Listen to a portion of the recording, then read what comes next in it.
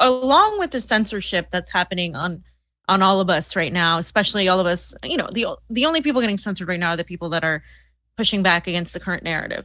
And along with that, of course, is the funding towards Ukraine, right? The $33 billion that we're going to talk about more tomorrow, that Nancy Pelosi went to Kiev when her whole, as Pasta pointed out in his tweet, when her whole district and city is literally in extreme poverty. People are moving to Florida from California because they can't stand the state that California is in. Places that, like San Francisco, that used to be places that I would love to be in, and a lot of us would love to be in, have turned into complete and total disasters. Yet Ukraine is getting a lot of money, and that's not even it, fam. They're going to be getting more because this congressman is currently pushing for a new AUMF, okay, for Ukraine, and that is insane. We haven't seen them push for this for a long time, right? And so I'm going to go ahead and read exactly what this is, because this is crazy to me. I don't know if you guys caught this, but this is directly from his website, and it's Congressman Kinzinger. And he was also the one that years ago, I believe it was in 2012, so like a decade ago or so, he was advocating for U.S. intervention against Assad for the supposed chemical attacks used in the region in Syria. And, he was showing pictures of children and all of that. You guys can go back and see him those years ago. But now he is on the floor advocating for an AUMF for specifically Ukraine. And this was as of yesterday, Washington, D.C., May 1st. Today, Congressman Adam Kinzinger, a Republican of Illinois, introduced or announced his introduction of a joint resolution that would authorize the use of U.S. armed forces to defend the territorial integrity of Ukraine in the event that Vladimir Putin escalates his unjust war against our democratic allies. This authorization for use of military force to defend America's allies resolution of 2022, or the AUMF of 2022, would authorize the President of the United States to utilize our forces to respond to a scenario in which the Russian Federation uses chemicals, biological, or nuclear weapons against Ukraine. If you guys recall, I talked about how the Russians already laid out how the United States was going to falsely accuse them of using any of these three things, the biological, chemical, or nuclear weapons, two of which they do not have, according to them, and that they have zero intention of using anything of those two. The only time they have said they would reciprocate is if, of course, there was an aggression by the U.S. or the West to really attack Russia, then they would reciprocate. But they have specifically said time and time again they have zero intention of using any chemical or biological weapons at all. And this Kinzinger, this congressman, just goes to show you that, both Republicans and Democrats are warmongers when it comes to this. And the vast majority of Congress is on the same page, as we just saw with the previous squat votes to fund Ukraine. And he continued on slide 7. After World War II, America made our position clear. Our commitment to freedom puts autocrats on the defense and strengthens democracies around the world. And then he talks about tyrants like Vladimir Putin, who's exploited vulnerabilities. And now that this is an opportunity to reaffirm freedom, support to freedom-seeking people. So, and again, standing up to authoritarianism. So he apparently spoke to Anthony Blinken, and they're so concerned about Putin's potential use of chemical weapons. And so he's advocating that the United States needs to stand up to this by having this AUMF, right? And they want to make sure that Russia is, quote, held accountable for any and all violations to international law, as if the United States and NATO haven't violated international law with this whole thing, as if Russia wasn't provoked, as if this is just, Putin being a tyrant. What about the authoritarianism that is currently enveloping not the United States government, and then of course is being passed on to its citizens via censorship and completely trashing any sort of dissent? And then they talk about the poor Ukrainians and et cetera. And he says at the very end, we must take action to put a stop to these atrocities. And you've heard a lot of this from these people, like, we're going to do everything we can to stop Putin. If Putin does anything, we're going to go down. We're going to completely like go after them.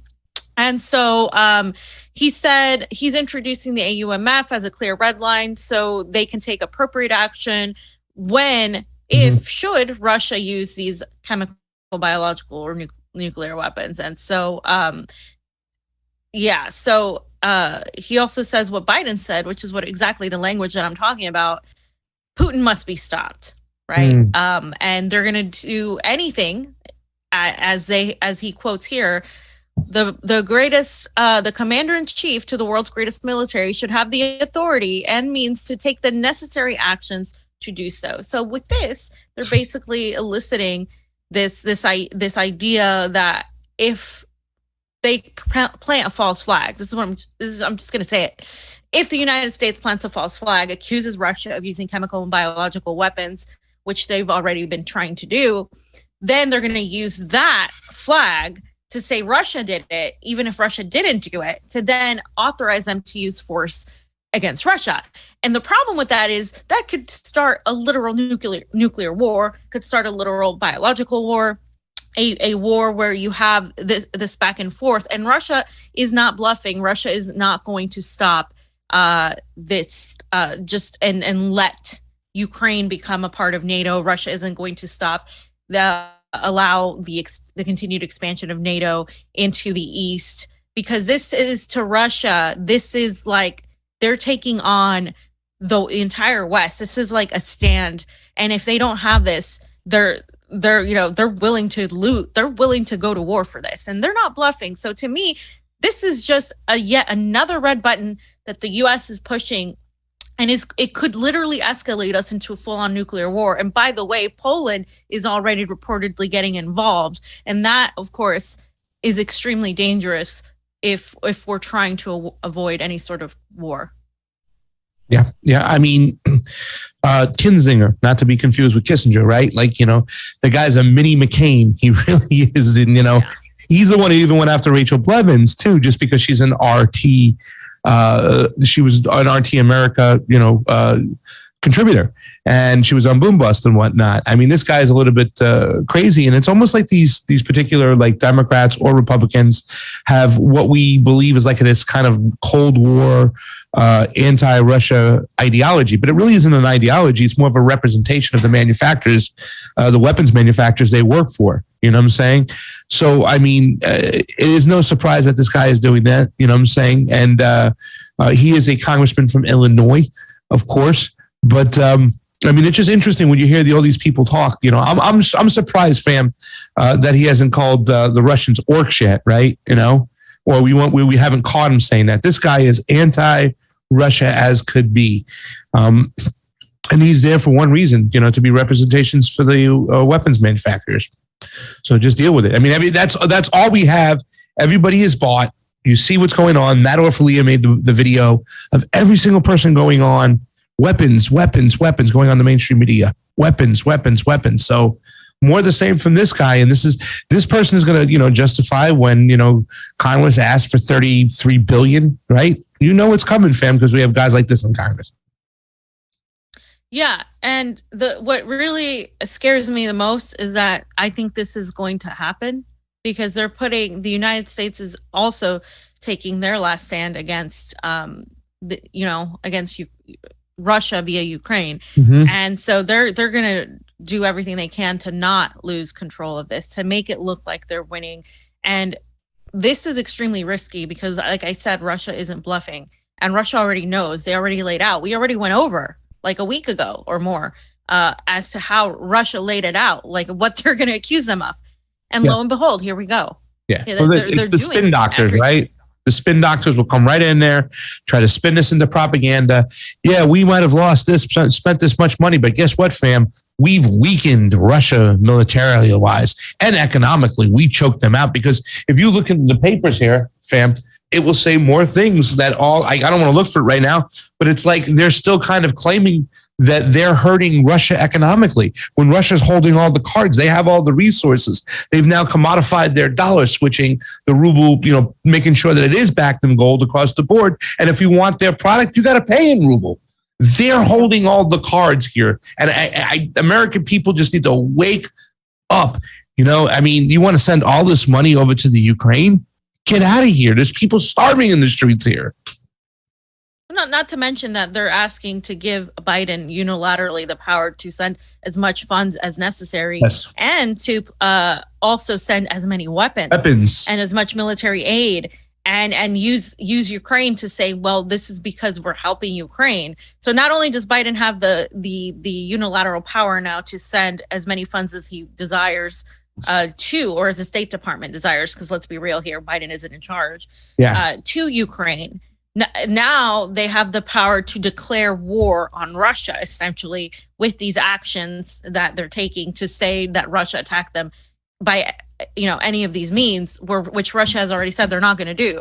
So if you have any accusation against Russia that they're using these attacks, these hungry war criminals are going to come in and be like, see, they used it, they did it, we need to go after them. And so now you have what could potentially be a gigantic catastrophe. And that is just it's insane. But that's where we're at right now. And by the way, there was a video he did, and he went and testified and spoke with Blinken, and you guys can watch it. So we're going to see some of it. We're going to stop it halfway through, and then we're going to continue. It's like a 4-minute video. So let's go ahead and take a look at what this exchange was. Clear to me that Ukraine, and I think you've said this too, sir, Ukraine is fighting for all of us. We have to arm them because they are fighting for all of us. And I think it's important for people to remember, if Ukraine falls, and I think we're doing the right thing by stressing our commitment to NATO territory, and I actually really do believe that if Vladimir Putin moves in on NATO territory, he would be met with a devastating response. But I think it's important for people to remember, there's a lot of real estate still that's not in Ukraine, that's not part of NATO. And that's why it's important right now for us to make sure that Vladimir Putin can go no further. And I hope he loses some of his occupied territories. Just a couple of legitimate questions that I want to know the answer to, believe it or not. I want to ask first off about a month ago, it was reported that there might have been the use of chemical weapons in Ukraine. I wondered if you had an update on that in terms of what we know. Thank you. And some of this may be more appropriate to take on in a different setting, but having said that, this is something we're looking at very, very carefully. I don't believe that we've been able to verify that use, but I want to come back to you. There are different kinds of chemical agents that could be in play, including riot control agents that would be prohibited, that kind of thing. But in terms of the use of a chemical weapon, I think what I can say here is that we've not yet verified the use, but it's something that we're very, very much focused on. Thank you. Next question is the use of, for American aid, to the extent we can answer this in this setting, what is the prohibition? What is the reason for not basically flying American aid directly into Ukraine versus through proxies? Is it an international law issue? Is it a safety issue? Is it infrastructure? I'm curious if you can answer that. I think first the most important thing is the aid is getting in, right, getting in record time. It used to be, for example, under presidential drawdowns, it would often be weeks between the time the president made a drawdown decision and the aid got into the hands of those who needed it. I was just there, as you know, including at the staging site for where some of this aid is getting in, and it's down to, in some cases, 72 hours. That's how rapidly it's getting in. So I don't think we have an issue right now with the assistance not only being provided, but actually getting to where it needs to get. Once it gets to the border and it's handed over to the Ukrainians, they're the ones, of course, who are getting it where it needs to go. They know this a lot better than we do, and they've been extremely effective in making sure that these supplies could get where it needs to get. And let me ask you about the Air Force side of things. I believe one of the programs we used to do through the Air National Guard, I'm a member of the Air National Guard, we would pair with Ukrainian Air Force, we'd do fake fights, train each other, we'd train them to fly. Has there been any consideration to restoring those programs, bringing Ukrainian pilots potentially to American Air Force bases to learn to fly? Because, I mean, yes, it takes a long time to train a pilot, it does, because we're so good, but it takes a long time to train a pilot, but there's no time like now to start. So I wanted to ask you about that. I agree with the general proposition, and indeed we are moving forward on training, because here's one of the challenges. Some of the systems that the Ukrainians would like to have that could be effective in repelling the Russian aggression and defending the country are systems that they're not trained on, and it does take some time. The Pentagon, and I think Secretary Austin referred to this the other day, is engaged in some training. So are other allies and partners in Europe. I can't address that specific program. The Pentagon would have to address that, but generically, yes, we're engaged in training. And I'll just say to wrap up, I think, it takes a lot to change an army from Warsaw equipment basically to NATO equipment. I think with what we're seeing with our allies and donating some of the old Soviet equipment is actually helping to accelerate that process to switch over to NATO standards. So thank you, Mr. Secretary, and I'll yield back. Thank you. Pam, can we go fight for each other? Can we go fight for Ukraine? They're really doing this shit. Yeah, I mean, that was very nauseating to watch how war hungry this man is. I mean, it's been a long time since I've seen somebody that just war hungry. And one of the things I want to point out is he's asking why doesn't the US go and train Ukrainian fighters? They're already doing that under the guise of NATO. And Russia has said many times that they see that as a violation. They see that the US is really fighting Russia, not Ukraine. Because that the US is largely pushing and funding and doing all this, of course, and then whatever else you have left in Ukraine are not Nazis that they're trying to whitewash and say they're not Nazis. And so what like the answer to his question is, why isn't this happening? Well, because Russia would say you're declaring war on us, and so we have to respond. That's why it's not happening, you absolute clown. Like, why else do you think it's not happening? The US would have done that a long time ago. But they've at least been as measured, some people in the State Department, to not start full-on World War III, because the moment they have like a more, you declare some sort, the Russians can say you're declaring war on us, they're gonna do something about it. They're going to defend not just Russia, but this stand up against this aggression that they perceive is being waged against them. And if you look at some of the things that the pro-Ukrainian hacks on Twitter are sharing, some of them are extremely racist. Wired posted one where they have the Ukrainians fighting, and it's a bunch of like orc-looking, gargoyle-looking Russians. And I mean, it doesn't get more racist than that. And these are all the liberals that constantly talk about everybody being a white supremacist. I mean, it's just ridiculous now. And this guy is begging for us to start World War III. He's like begging for it. And because at the end of the day, they know they'll be fine. They know, the vast majority of people who will suffer will be the civilians on both ends. And this is exactly what is just an absolute nightmare. I mean, I don't know if you have anything else to say about that exchange, Basta, but I thought he was just begging for war. Well, for one, I don't know when my lights just started going off behind me like crazy. I think the CIA is really trying to mess me up over here. But the whole fight for Ukraine, let's go fight for each other. This is a message that's echoed out once again. I'd really like to intercept that email that they all get to get on the same page. When I saw Cenk Uygur yelling it out the other day, come on, let's go fight for each other. Let's go fight for Ukraine. I was like, what the hell? Like, are you that stupid? But then I heard, Nancy Pelosi saying it. It's all over the mainstream media. The AP's writing, a fight for each other is a fight for Ukraine is a fight for us. Like, are you freaking kidding me? And this guy, same thing. This is a fight for everyone. This is a fight for us. Like, no, it's not. And I can't believe people in his district aren't at his office right now today going, are you friggin' high?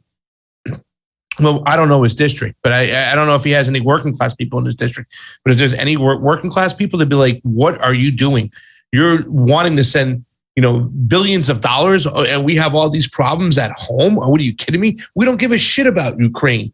And not to mention, we're not stupid. We know you caused the problem in the first place. But I mean, the weapons that get there, fam, half of them are destroyed. Don't even get into the right hands. You know what I'm saying? Like I said, they don't even get into the, whose hands they end up in? They end up in the Russians' hands. And the Russians are constantly posting videos on Telegram like, yes, thanks for sending us your weapons. We just got a hold of them. Thank you so much. And by the way, the aid never gets to these civilians, to these actual Ukrainian civilians that are stuck in this conflict. It doesn't get to them at all. So really, their funding is going to the Azov battalion. It's going to these Nazis who then are losing it it to the Russians. That's where all this money is going. It's a complete joke, is the reality. Yeah. And the last thing I have to say, it's one thing I think you can get away. Putin's already said, you know, Russian the defense ministries already said, we don't like the fact that you're going in there and you're aiding these people. We know that Blackwater was training these guys. The CIA trained part of the SBU. It's ridiculous. And, you know, that Dan Cohen video with the SBU is terrifying. But now you want to take troops from Ukraine, bring them into NATO territories, train them, and then now this guy is full blown ready to go to war with Russia. Yeah. And it's crazy scary. But this is what we got, ladies and gentlemen. This is what we got. And if we want to fight for each other, we'll fight back against this narrative because it's bullshit. That's how we fight for each other. And somebody called out the, you know, Code Pink and Answer Coalition because they haven't been vocal. They've been saying, oh, stop Russian aggression or stop, you know, blah, blah, blah. But they haven't had a full on like anti-war, like let's stop US and NATO aggression, because that's what's really happening here. If you're not addressing that, you're not addressing the whole thing. Yep. You're not addressing the whole thing. You're still playing ball. You're still sort of lightly playing footsie with the State Department. The only reason Putin is being laid out to be the second coming of Hitler is because we are supporting literal Nazis. And so they have to make Putin the Nazi, which is, it's just a CIA trick. They call their enemy what they are. Like they try to paint their enemy as to what they're doing. It's projection 101. This is what's happening here. This is constantly happening. And so, again, we need people to really wake up, as Potts has said, and stand up to this aggression by NATO and the West and the United States, of course, leading the charge because they're mad that they're losing this hold. And this is going to take us not just into war, perhaps it's taking us into economic disaster. The economy is not doing well in the United States. It is absolutely just falling flat, face flat. And with the food shortages and the burning of these food plants and the chicken, there's a factory in Georgia that was completely has stopped production of that was, so it had the most production of, I think it was the largest or second largest production of chicken, and that is like not happening anymore. So there are times ahead, guys, that it's really bad economic wise. It's going to get dark. It's going to get real dark.